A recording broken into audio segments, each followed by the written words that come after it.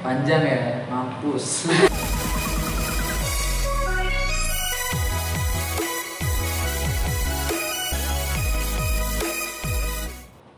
Assalamualaikum warahmatullahi wabarakatuh. Berjumpa lagi di channelnya Anggun MC. Nah, sudah lama ya kita nggak sharing-sharing pengalaman kerja karena ada virus corona yang melanda di Indonesia dan maupun di luar Indonesia. Nah, kali ini kita kedatangan tamu spesial. Mas Angger ini adalah konten kreator di DBL Surabaya. Nah, gimana Mas kabarnya, Mas Angger? Alhamdulillah baik. Selamat sore Mbak Anggun. Ya, selamat sore. Sudah lama Mas ya kita nggak ketemu. Almost a year ya. Hampir 1 tahun. Bisa sih Mas? Hampir 1 tahun. Oh ya Mas, sebelum kita sharing-sharing tentang pengalaman kerjanya Mas Angger, Boleh. bisa kenalan dulu sama teman-teman. Mas Angger itu Siapa? siapa, terus berasal dari mana? Oke. Gitu. Oke teman-teman, kenalin sama saya Angga, biasa dipanggil Anggersu.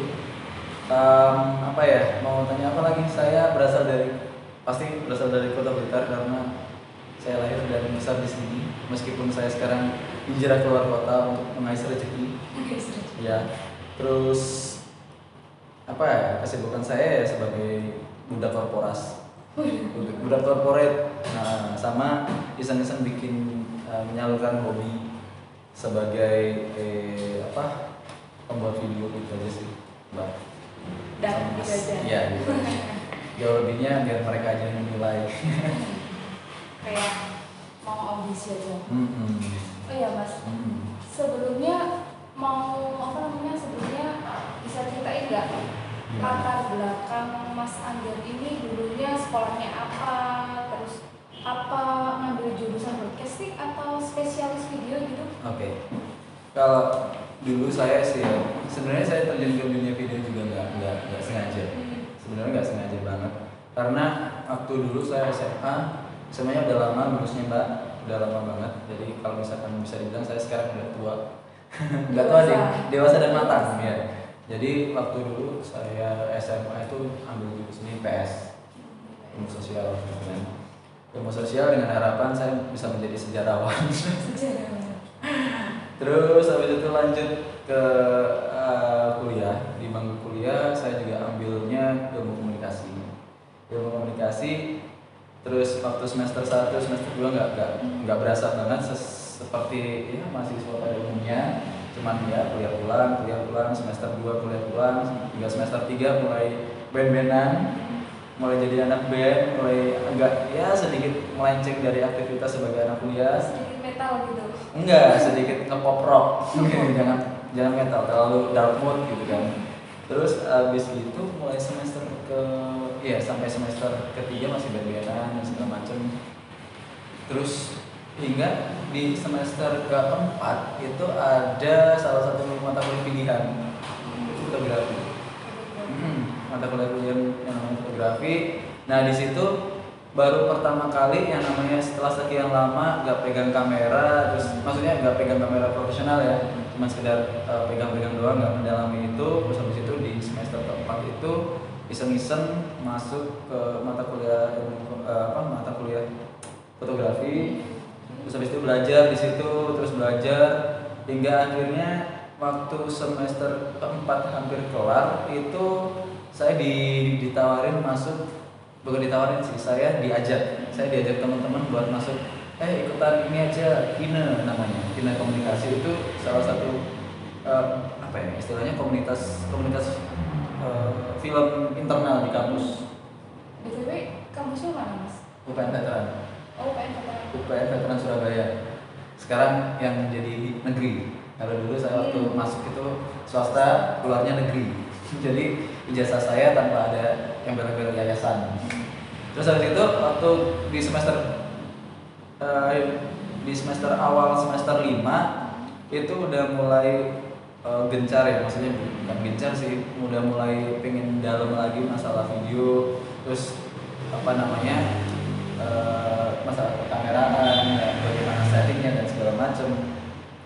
Hingga pada saat hampir hampir semester 5 kelar. Di semester 5 itu di semester 5 kalau nggak salah ya, ada namanya kuliah, ada namanya mata kuliah itu namanya kalau nggak salah apa ya namanya itu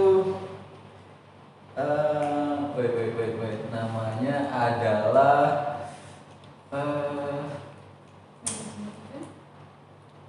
bukan satu. Kalau manajemen event itu saya bikin iklan, ada lagi manajemen event.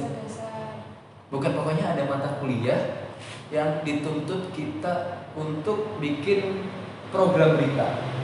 Apa ya? Lupa saya namanya. Apa ya? Kamu komunikasikan nggak? Nah, kalau dulu waktu manajemen event saya waktu itu disuruh bikin event sendiri, terus habis itu disuruh bikin poster. Jadi masalah desain dan segala macam. Habis itu di akhirnya saya disuruh bikin event.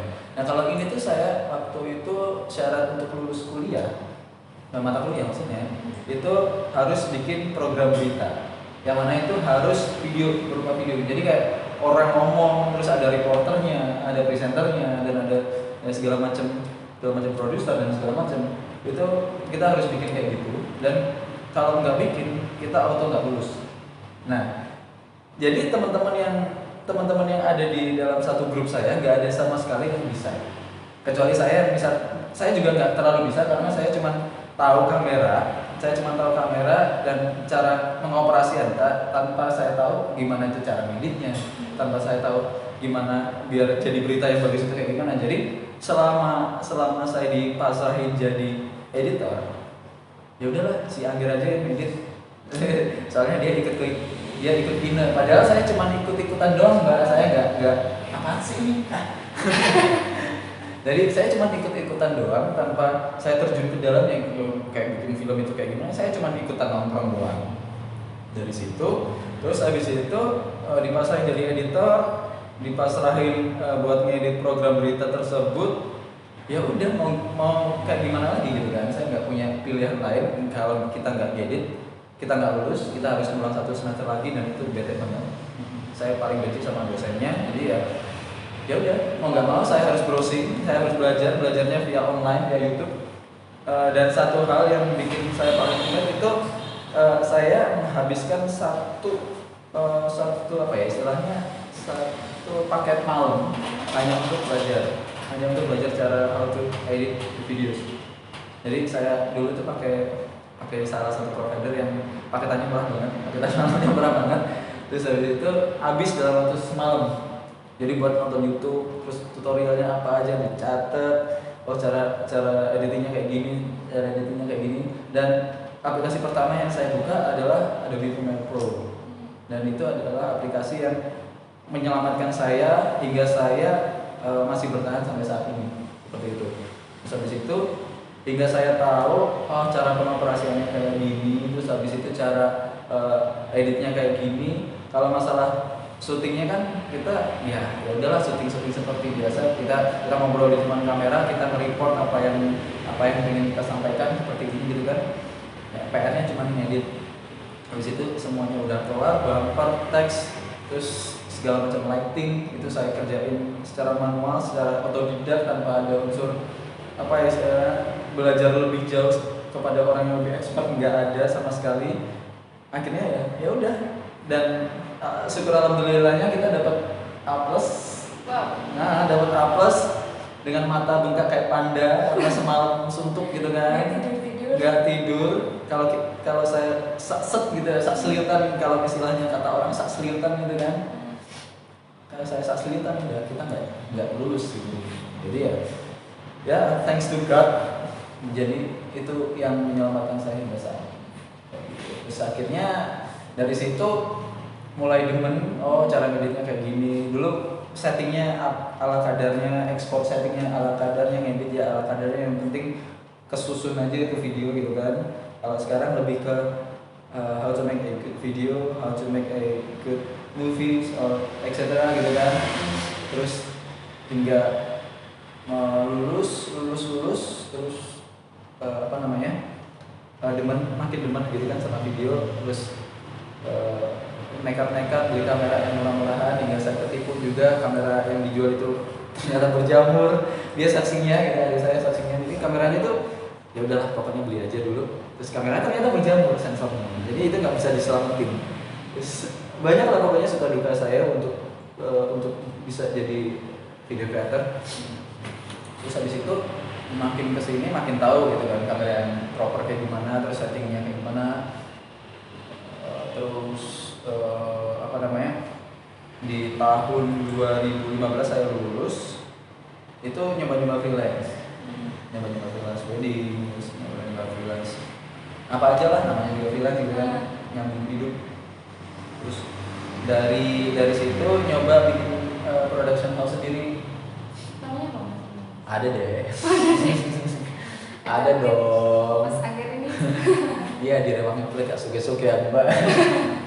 Itu bikin production house sendiri. Ya, udah cukup apa ya istilahnya, udah cukup berkembang, betul, udah cukup berkembang sampai beberapa teman juga sempat join sama saya, terus habis itu udah sempat brainstorming sama saya, bertahan 1 tahun kalau nggak salah. Terus habis itu karena jadi dulu waktu saya bikin production house ada 3 orang. Dari 3 orang ini ternyata di tahun 2016 akhir itu udah keterima kerja. Jadi beberapa di antara mereka itu ada yang diterima kerja di luar kota, jadi nggak bisa melanjutin.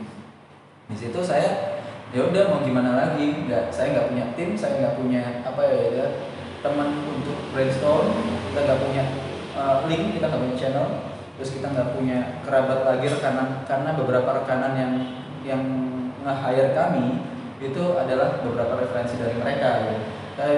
Kalau bisa dibilang sih saya orang yang super dalam masalah lingkungan pertemanan gitu. Terus habis itu ya udah mau nggak mau ya saya harus stop gitu.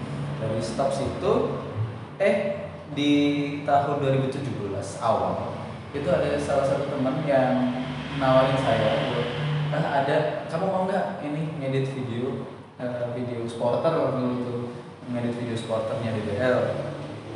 Oh ya, sebelum itu saya juga pernah hampir sempat melamar di DBL. Jadi kalau dulu kantornya DBL itu kan ada di Grapena. Iya. Ya, di situ saya udah sempat bikin lamaran, bikin lowongan apa ya? Iya, lamaran, surat berkas lamaran itu udah komplit, semuanya udah rapi di dalam satu map. Udah sampai parkirannya saya pulang, Mbak. Kenapa itu? Nggak tahu kamu. Tiba-tiba mood berantakan karena saya jujur saya orangnya budi.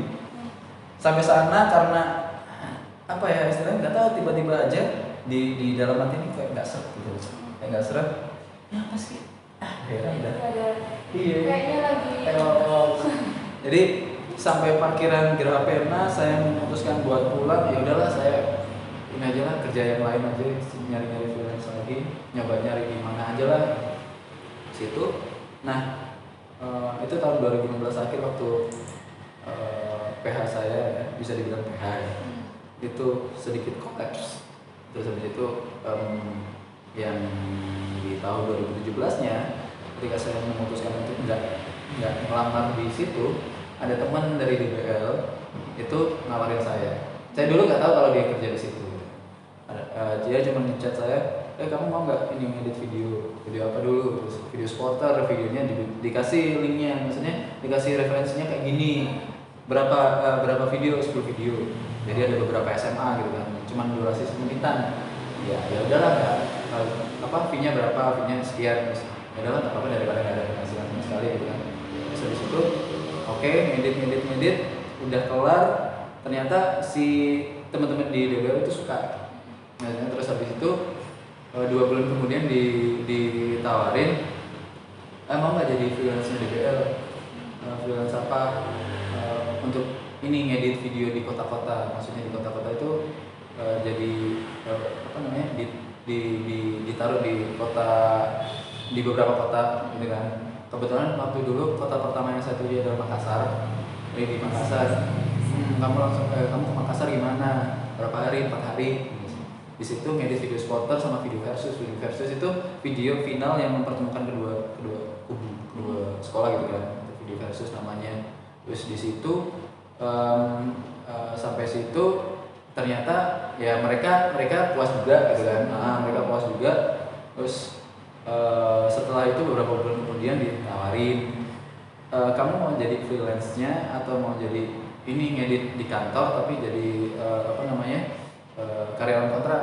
Ditawarin karyawan kontrak selama kurang lebih 3 bulan atau 3 bulan pertama buat edit yang namanya program. Dulu ada namanya tahun 2017 itu ada namanya program TV kolaborasi Kompas sama DBL, itu ada namanya Satu Impian. Sekarang masih ada itu YouTube-nya. Terus habis itu suruh ngedit di kantor selama 3 bulan sebagai karyawan kontrak. Situ udah 3 bulan kelar, akhirnya diperpanjang kontraknya sampai 6 bulan. Terus habis itu diperpanjang lagi setahun. Akhirnya hingga sekarang udah jadi karyawan tetap. Keren. Panjang ya, mampus. Enggak kan kalau mampus. Gitu. Keren dong. Enggak keren. Sakit enggak? Sakit. Sakitnya luar dalam, serius. Sakitnya luar dalam. Tapi ya gimana ya, namanya juga resiko pekerjaan ya. Nggak ada pekerjaan yang 100% enak itu enggak.